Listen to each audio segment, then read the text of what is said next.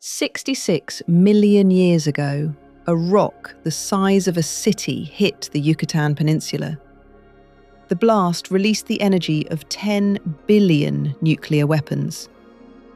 75% of all species on Earth died. And then, slowly, it came back. All of it. The forests, the oceans, the atmosphere, life. Ice ages, supervolcanoes, methane eruptions. Every single time, Earth recovers. The question is, why? What if this planet isn't just surviving? What if it's actively correcting itself? In the early 1960s, a British scientist named James Lovelock was working for NASA. His job was to design instruments that could detect life on Mars. But instead of looking at the surface, Lovelock had a different idea. He looked at the atmosphere. Venus. 96% carbon dioxide, 3.5% nitrogen. Dead equilibrium. Mars. 95% carbon dioxide, 2.7% nitrogen. Dead equilibrium. Then Earth. 78% nitrogen, 21% oxygen, trace amounts of CO2 and methane. Radically far from equilibrium. Lovelock realized something extraordinary. If a planet's atmosphere is in chemical disequilibrium, far from the stable state physics would predict, then something is actively maintaining it. On Earth, that something is life. He developed the idea with microbiologist Lynn Margulis. Together, they proposed that Earth's biosphere isn't a passenger riding on a dead rock. It is an active, self-regulating system. Their neighbour, novelist William Golding, suggested a name from Greek mythology. They called it Gaia.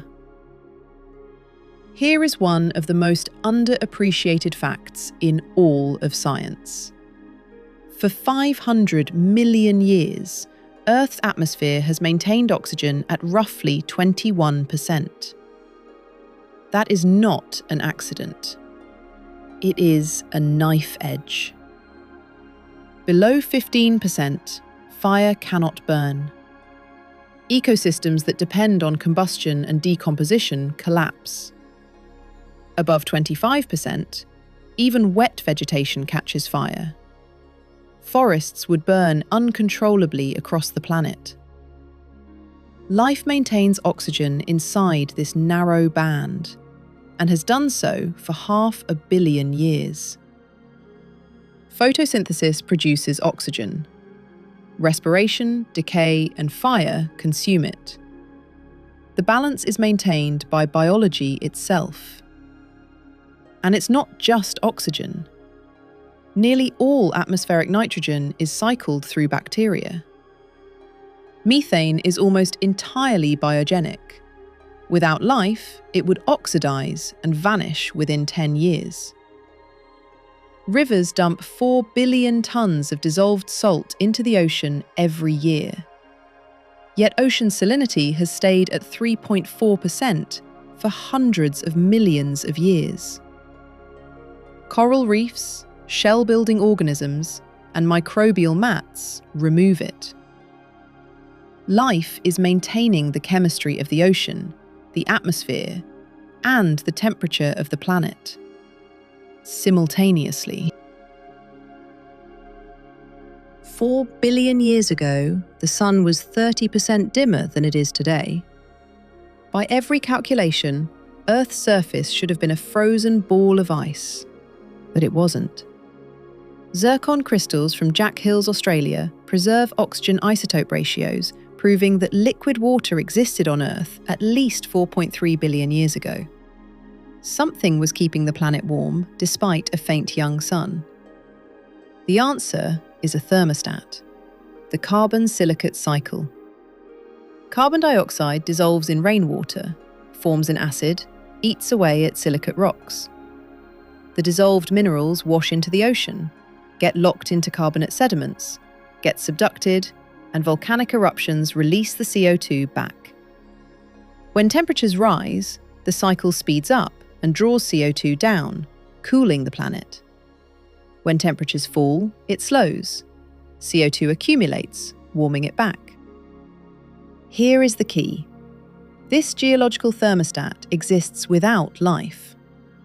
But biology makes it 10 to 100 times faster. Land plants, soil microbes, and marine organisms supercharge the weathering process. The result? A 30% increase in solar energy over 4 billion years has produced less than 20 degrees of average temperature variation. No purely abiotic model can explain that. There was always one devastating objection to Gaia. If no organism intends to regulate the planet, how does regulation happen? In 1983, Andrew Watson and Lovelock answered it, with a model so elegant it changed the entire debate. They called it Daisyworld. Imagine a planet with only two species, black daisies and white daisies, orbiting a star that slowly gets brighter. When the planet is cool, black daisies absorb more sunlight, warm their local area, and grow faster. The planet heats up. When the planet gets too warm, white daisies reflect more sunlight, cool their surroundings, and outcompete the black ones. The planet cools down. No organism is trying to regulate anything. No consciousness, no planning, just differential growth rates.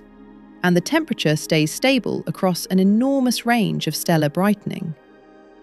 Daisyworld killed the objection. Regulation doesn't need a brain. It emerges. If Earth has a heartbeat, it is this. The Atlantic Meridional Overturning Circulation, the AMOC, is the ocean's great heat pump.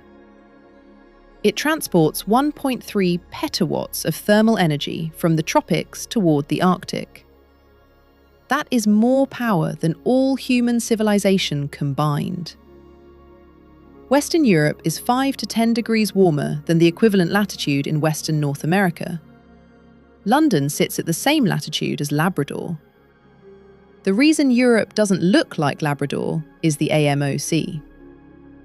In the North Atlantic, cold, salty surface water becomes dense enough to sink, forming North Atlantic deep water. This current flows south at depths of 1,500 to 4,000 meters, feeds into the global ocean conveyor, and completes a full circuit in roughly 1,000 to 1,600 years.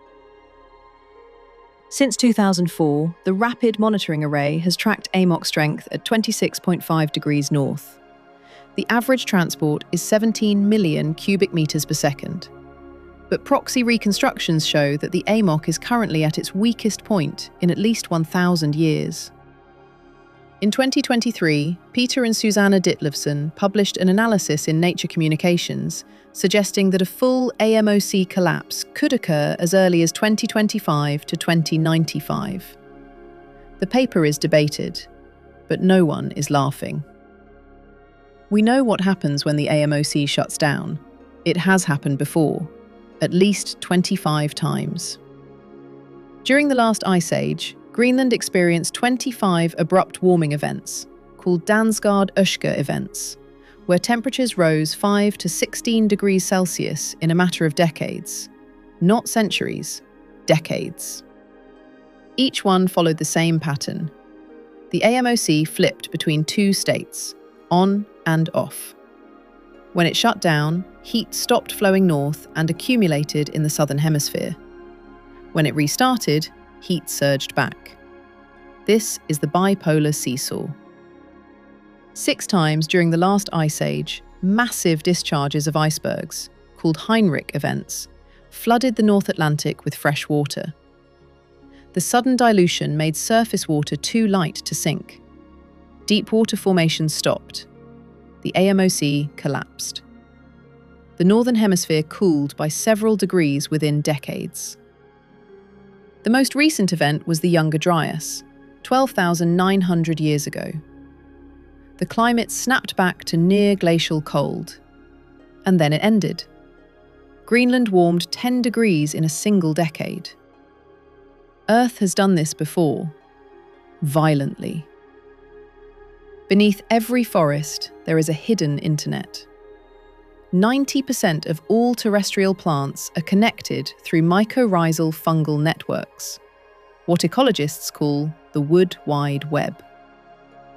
In 1997, ecologist Suzanne Simard used radioactive carbon isotopes to prove that Douglas fir trees actively transfer carbon to neighbouring paper birch trees through these underground fungal highways.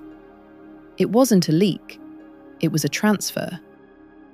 The oldest, largest trees, called mother trees, serve as hubs, connected to hundreds of neighbours. When one tree is attacked by insects, it sends chemical alarm signals through the network. Neighbouring trees begin producing defence compounds before the insects even arrive. This kind of intelligence isn't limited to forests. A brainless slime mould, Physarum polycephalum, can solve mazes and, given food sources placed at the locations of major cities, will reconstruct the Tokyo rail network. No neurons, no central command. Intelligence is an emergent property of connected living systems, and Earth is the largest connected living system we know. Not everyone agrees that Earth is self-correcting. Paleontologist Peter Ward proposed the opposite, the Medea hypothesis. Life, he argued, is ultimately self-destructive. 2.4 billion years ago, cyanobacteria flooded the atmosphere with oxygen, a gas that was toxic to almost every living thing on the planet. This great oxidation event was the worst pollution disaster in Earth's history, and it was caused by life. Ward pointed to Snowball Earth, episodes when biological CO2 drawdown may have triggered runaway glaciation, freezing the entire planet. Life caused its own catastrophe. But here is the critical distinction. Disruptions within a regulatory system are not proof that the system doesn't exist. Your body maintains a temperature of 37 degrees, but a fever can still kill you. The system is real, it just has limits. And Lovelock himself understood those limits better than anyone. He spent his final decades warning that Gaian regulation operates on timescales of 10,000 to 1 million years. Human-caused climate change is happening on a timescale of decades. The thermostat is real, but we are changing the temperature faster than it can respond. Earth is a self-correcting system. That much is clear. Atmospheric regulation, ocean circulation, biological weathering, chemical feedback loops spanning billions of years. The evidence is overwhelming. But Gaian correction operates on geological time. 10,000 years, 100,000 years. For the planet, that's nothing. For a civilization, that's everything. So the real question isn't whether Earth is alive. The real question is whether our civilization is part of the system or the thing being corrected for. Please subscribe, like, and share. Thank you. Theories of anything.